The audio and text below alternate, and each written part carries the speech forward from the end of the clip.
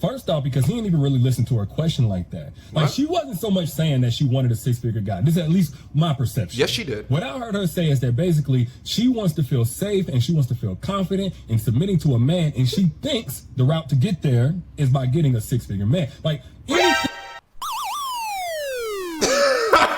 Yo. She didn't say that.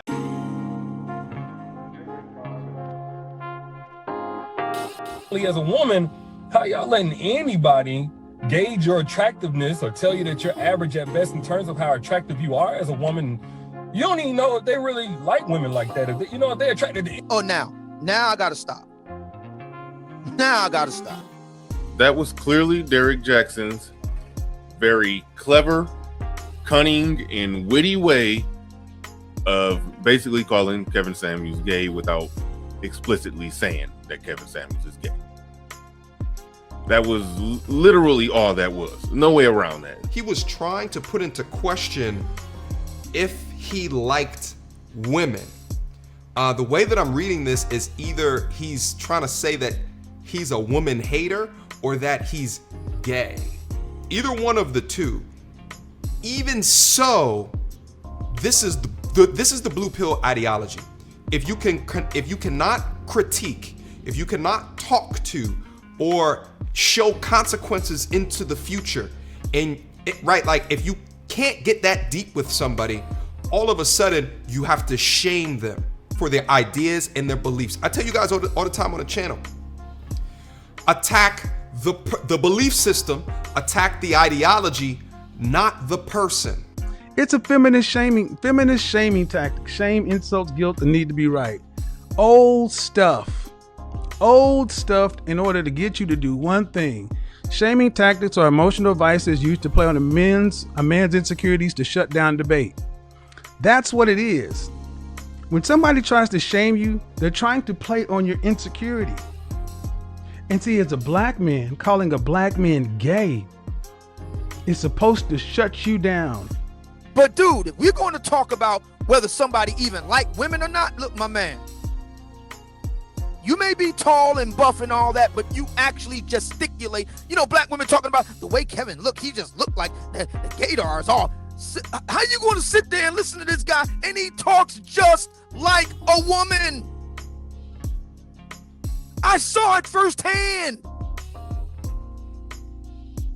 I mean, he gesticulates like a woman, the way he talks and his vocal inflections, the whole bit.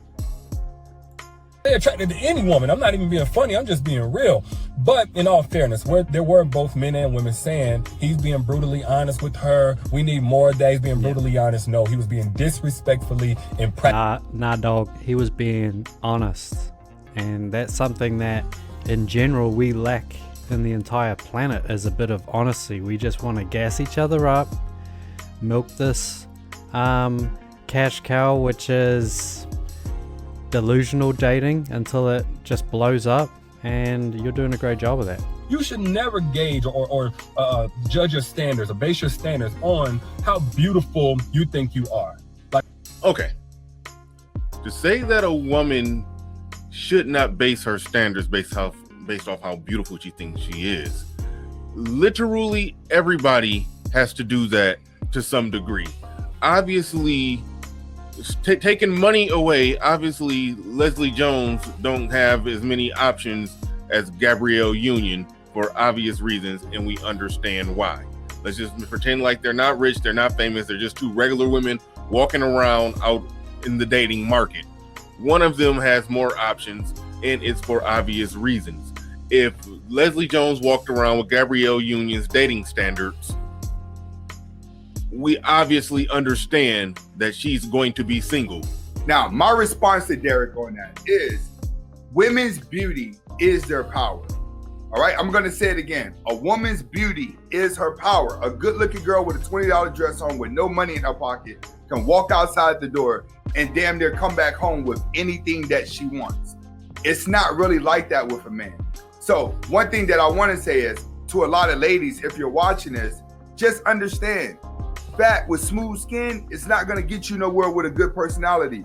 You must try to strive to look your best because looks is power. Well, what was interesting about that is that he said is that he said, he didn't even hear what she was saying. She blatantly said, I will not submit to someone who makes underneath me, is essentially what she was saying.